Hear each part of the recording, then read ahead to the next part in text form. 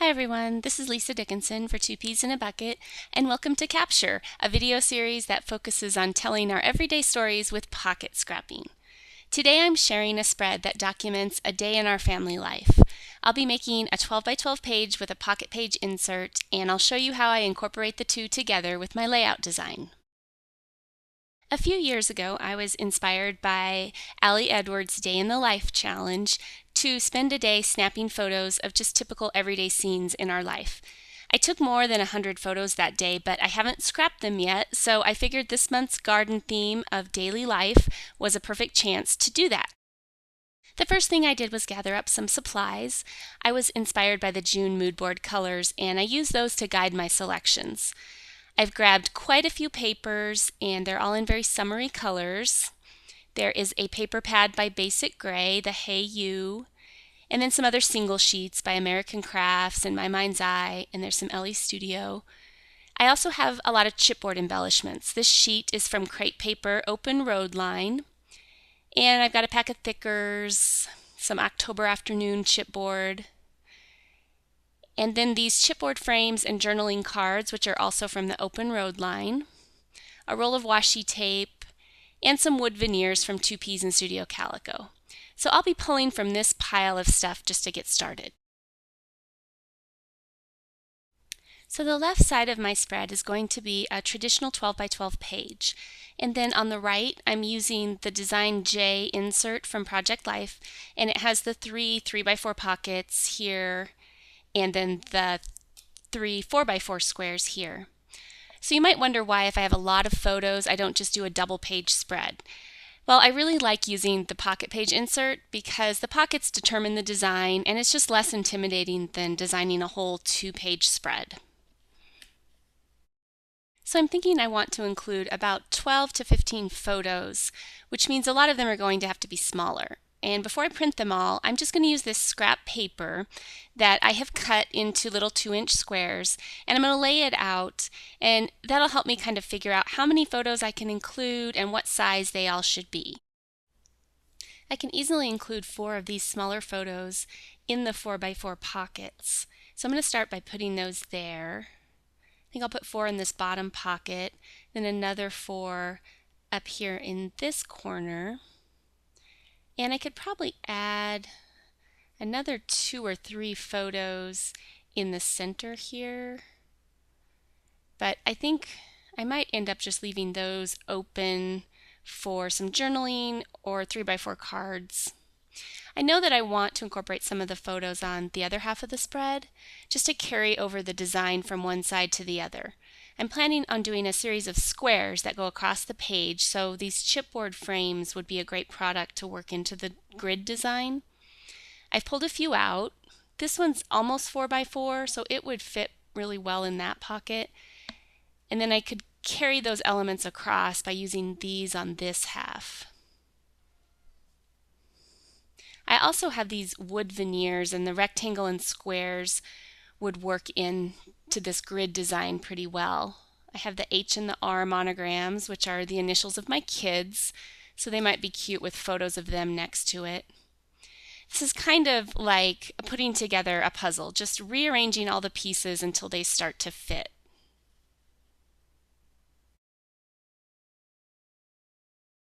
As the design starts to come together, I'll be able to see exactly how many photos I can fit in, and then I can print exactly what I need. So my whole arrangement is really based on the rectangles and squares of the pocket page. I want to carry those same elements over to my 12 by 12 so they look cohesive and the design flows across the two formats. You can see I've got quite a few photos here already, and these little frames could be spots for larger photos or maybe journaling. And I think it's starting to come together. There's a nice spot right here for my title, could be really big and bold. And then these 2 little spots could hold journaling. These crate cards might work well for that. I'm thinking of listing out all the activities that are featured in the photos. So I don't need a ton of room for journaling. I think that would be enough. And then maybe in this lower pocket, I could add a printable or some other type of graphic. I have, let me see, I have a few that I printed out here. This one is just in a black and white. I think that might tie in well. So generally that's a rough layout of how this spread is going to look. And there's space for my title and my journaling, and I think my next step will be just to select my photos and print them, since I know how many I will need now and what size they should be. So I will go ahead and do that, and then come back and we'll continue the design. Alright, I've printed out all my photos, and you can see that I converted them all to black and white. Since they are photos that span the entire day, there are lots of different colors and scenes, and I think if I'd printed them in color, it would just be too crazy and chaotic, especially since I'm using 15 images. So just to keep things simple, I did the black and white, and I think when we mix it in with this yellow and the soft aqua and the gray, it's going to be a really pretty color scheme. I'm going to speed this part up just a bit because I'm just arranging the photos where I want them. But I do always try to make sure that my photos help the flow of my design. For example, if a person is facing right in a photo, it automatically leads your eye to the right. So I try to strategically place certain photos in spots on the page where they're going to enhance that visual flow rather than interrupt it. Okay, I'm ready to get a title on this page, so I've cut one of the creative phrases from iHeartStudio out of gray cardstock. I just love these brush script titles by Vilna, and I've enlarged this one to fill up a spot on my page. I've also cut another one out of white cardstock, and I think it might work on the other half of the spread inside this frame, and once again that will help carry an element from one side of the design over to the other. I have yet to work in any pattern papers, and I think the inside of some of these frames would be a good place to do so. I also might possibly fill in some of the gaps in the pockets. I like the gray and aqua and yellow together, so I'll probably mix papers in those colors. And the other element I want to add in is chipboard, and I think I'll start by mixing in some of these thickers with my title. Since the spread is all about daily life, I've grabbed the letters to spell out the word daily. And I think I'm just going to add this right over the top of the die cut. Now for my journaling, I'm thinking this particular card doesn't allow me enough room to type out everything that I want to. So I think I'll swap it out for a different one, because this one has a lot more room and I'll be able to type the whole list of daily activities in it. Okay, so next I am going to secure these groups of 2x2 photos to a piece of cardstock. I've got these scraps cut to 4x4, and I'm just going to adhere each of the little photos to them so that they'll stay in place once I slide them into the pocket.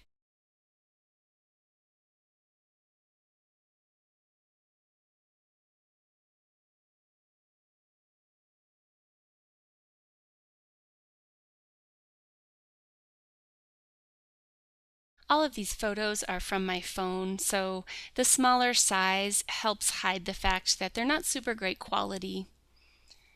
Alright, I've got those all secured. I've also cut a 3x4 piece of yellow pattern paper that will go in this pocket, and I'll adhere these two photos to it,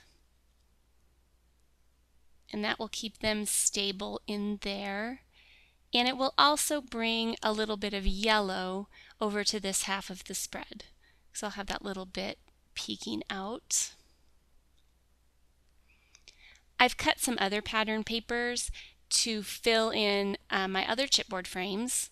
I have this aqua graph pattern from Ellie Studio, and I think I'm just going to put it behind this frame, and that will help the white die cut really pop off the background. And then I have this little scrap of yellow that I'm just going to tuck behind the yellow frame right there. This is coming together pretty well now. And I think my next job is to type up the journaling, which will just be a list of the day's activities on this card right here. So I'm going to do that, and then when I come back, we will start to embellish the page. So here's my typed journaling card, And it just lists all the activities of the day, and it helps identify what is going on in all the various photos. Now I think I'm ready to start adding in a few embellishments just to make the design more interesting and generally help tie everything together. I have grabbed some chipboard, and at this point I really think I would like to add in some more yellow. There's quite a bit of aqua throughout the design, but the yellow's centered right here. This crepe paper sheet has quite a few yellow items, and I really like this camera. I think it would bring a nice little pop of yellow to my title. I think I could add it in right over here in this space.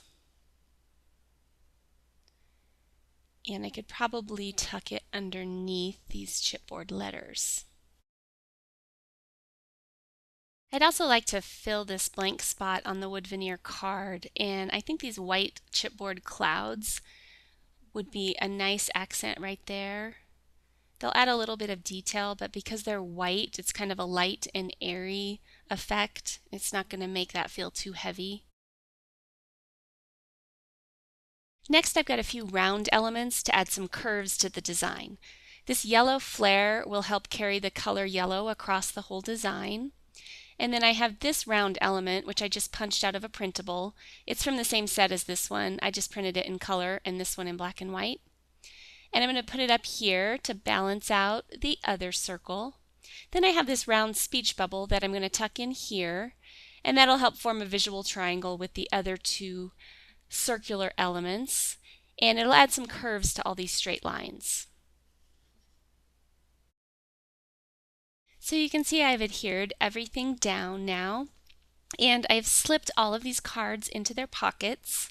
And when I'm using a pocket page in combination with a traditional layout, I always like to add some embellishments on the outside of the pockets, just so there's some tactile elements on both sides of the spread. So I'm going to adhere my circular accents to the outside of the pockets, and that way they aren't adhered directly to my photos, so the photos can still be slipped out, and they're not covered by plastic. So I'll stick this one down here, and then I'm just going to incorporate this little speech bubble, and it brings the wood veneer element over to this side. Next, I just want to add a tiny bit of color to this pocket. So I thought I'd slip one of these shaped paper clips to the top edge of the sleeve. And if I can get this to cooperate, I'll just slide it right on there. And part of it will be, maybe, there we go. That just adds a little touch of aqua right there. The last thing I'm going to add is a few enamel dots just around the page. These are tiny and they add a little bit of shine and color to spots that might need it. And I think this speech bubble is one of those spots. So I'm going to add a cluster of 3 little yellow dots just to jazz it up.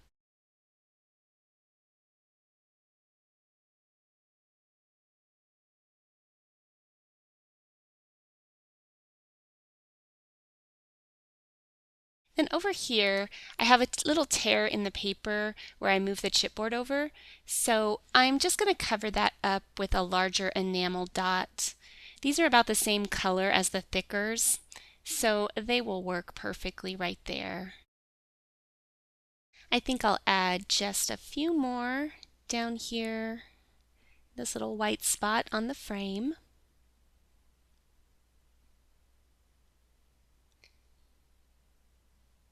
And maybe a few more yellow ones right up here. I firmly believe that you really can't go overboard with enamel dots, so just put them down until you're happy. Okay, I think that wraps it up.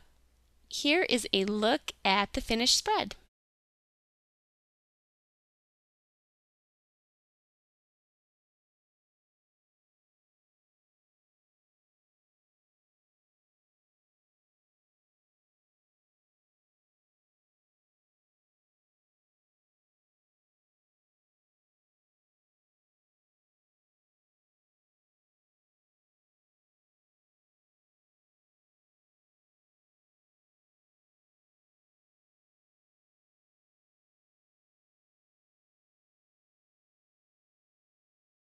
Thanks so much for joining me for this week's video. I hope you've been inspired to incorporate pocket pages into your next project. And don't forget, for more videos, inspiration, and scrapbooking supplies, visit twopeasinabucket.com. Bye for now.